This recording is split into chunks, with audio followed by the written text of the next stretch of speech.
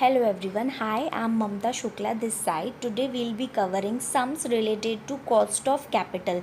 ये टॉपिक सभी स्टूडेंट्स के लिए रिलेवेंट है, चाहे वो SY के हो, SY के हो या फिर TY के हो. तो चलिए देखते हैं कॉस्ट ऑफ कैपिटल क्या है. It is the rate of return that firm must earn on the investment. ठीक है, कंपनी क्या देखती है कि जो कैपिटल हम लोग इन्वेस्ट कर रहे हैं क्या हम उससे ज़्यादा रिटर्न मिल रहा है या फिर हमें उससे कम इन्वेस्टमेंट में रिटर्न मिल रहा है. सपोज़ आप कोई बिज़नेस ओपन कर रहे हैं तो आपने 10 लाख रुपीज़ इन्वेस्ट किए.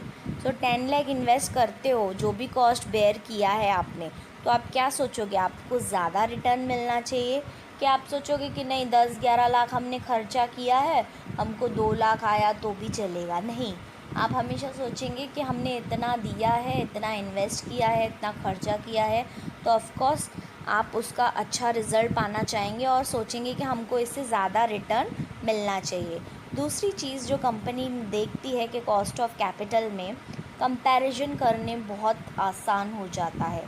जैसे सपोज़ सोर्सेज ऑफ कैपिटल क्या है, सोचिए. Debentures, equities, preference, right. So अगर सपोज़ कॉस्ट ऑफ डिबेंचर्स आता है 10%, कॉस्ट ऑफ प्रेफरेंस आता है 12%, कॉस्ट ऑफ इक्विटी आता है 14%. सबसे कम कॉस्ट किसका है स्टूडेंट्स? 10%. सो कंपनी किसके साथ जाएगी? कॉस्ट ऑफ डिबेंचर्स जो सबसे कम है. सो कंपनी को क्या इशू करना चाहिए? Cost of debentures. नेक्स्ट देखते हैं,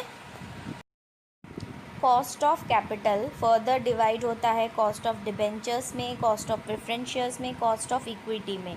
अब इसको फर्दर डिवाइड किया है रिडीमेबल और इररिडीमेबल. आप लोगों को स्टूडेंट्स मालूम होगा रिडीमेबल क्या होता है. सपोज़ आप इन्वेस्टर है, अब मैं इन्वेस्टर के पॉइंट ऑफ व्यू से बोल रही हूँ. आप इन्वेस्टर हैं, आप कंपनी को पैसा दे रहे हैं. सो अगर आपको चाहिए कि मुझे पैसा निकालना है, मुझे पैसों की ज़रूरत है, तो आप कंपनी से फिर से मांग सकते हैं कि मुझे अपना पैसा वापस दो, मुझे अपने लिए यूज़ करना है. So this is what redeemable debentures और रिडीमेबल प्रेफरेंस शेयर्स, कि आप कंपनी से कभी भी एनी टाइम रिडीम कर सकते हैं अपना पैसा. इररिडीमेबल क्या होता है? ये रिडीम नहीं हो सकता है, इसका एक लॉक इन पीरियड होता है, जैसे कि 3 ईयर्स, 5 ईयर्स.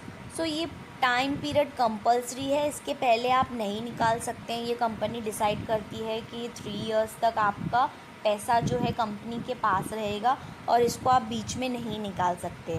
तो स्टूडेंट्स क्लियर है? Redeemable, irredeemable means lock in period होता है, रिडीमेबल मीन्स कोई लॉक इन पीरियड नहीं होता है.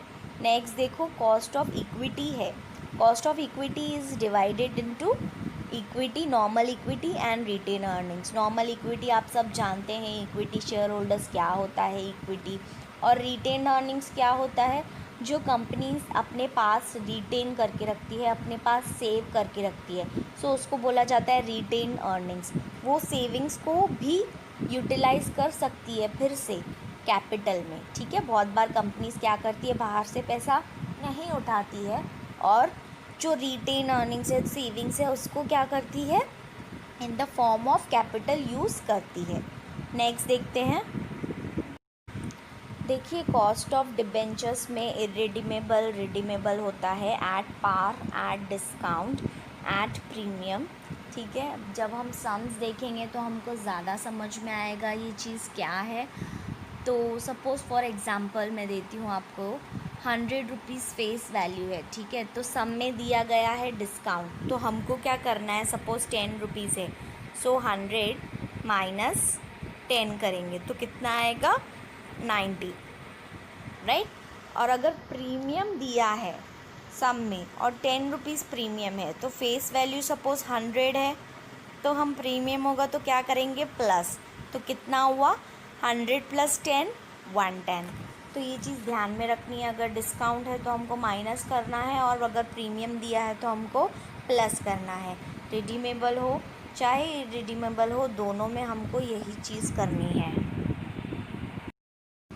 इसकी फॉर्मूला देखेंगे, अगर इररिडीमेबल है, एट पार पे है, तो K D is equals to 1 minus T into I.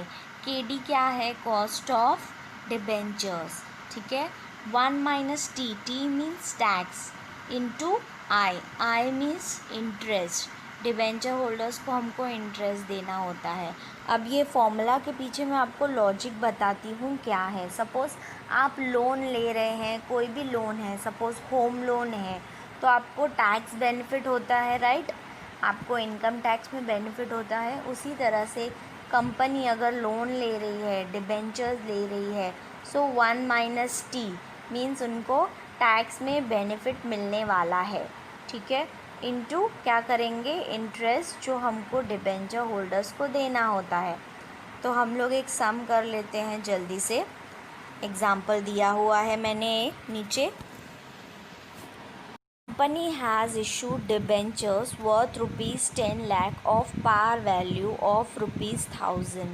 The coupon rate is 10. What is the cost of debt? Tax rate is 30%.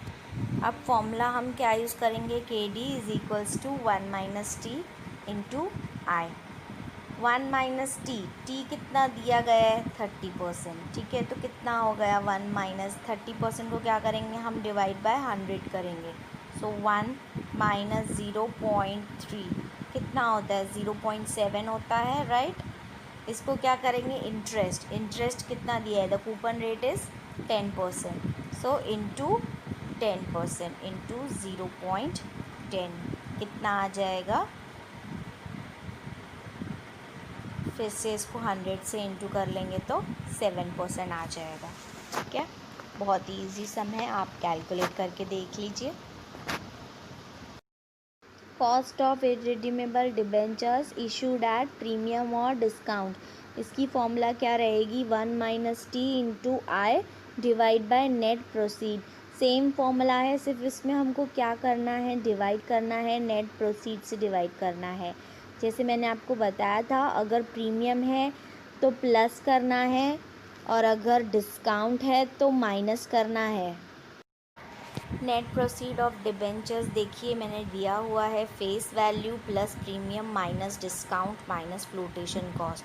इसका मतलब क्या, अगर प्रीमियम है तो आपको प्लस करना है और अगर डिस्काउंट दिया गया है तो आपको माइनस करना है। और अगर सपोज़ कोई फ्लोटेशन कॉस्ट रहती है, जैसे कि ब्रोकरेज कॉस्ट, कोई एजेंट को हमने कॉस्ट दी, जो कॉस्ट हमको मालूम नहीं है, फ्लोट होती रहती है, उसको बोलते हैं फ्लोटेशन कॉस्ट। तो फ्लोटेशन कॉस्ट दिया है तो माइनस करना है, डिस्काउंट है तो माइनस करना है, प्रीमियम है तो प्लस करना है, ठीक है। एक सम दिया है मैंने यहाँ पे देखिए, a company has issued debentures of ₹1 lakh, coupon rate है 10%, ठीक है। Calculate debentures, tax rate is 30%। बहुत ही इजी सम है। अगर पार दिया है तो हमको फॉर्मूला कौन सी यूज़ करनी है आपको पता है, 1 - T इंटू आई।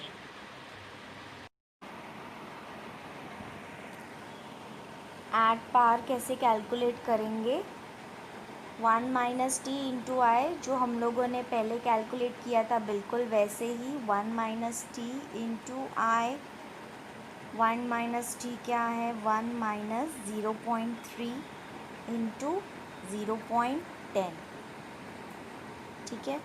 तो ये क्या आ जाएगा, 1 - 0.3 कितना होता है, 0.7 इंटू 0.10, सो आपका आंसर आ जाएगा 7%। ये हम लोग पहले भी देख चुके हैं, सेम वैसा ही है।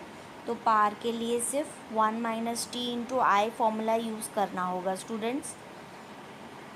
डिस्काउंट के लिए जो यूज़ करना है वो फॉर्मूला है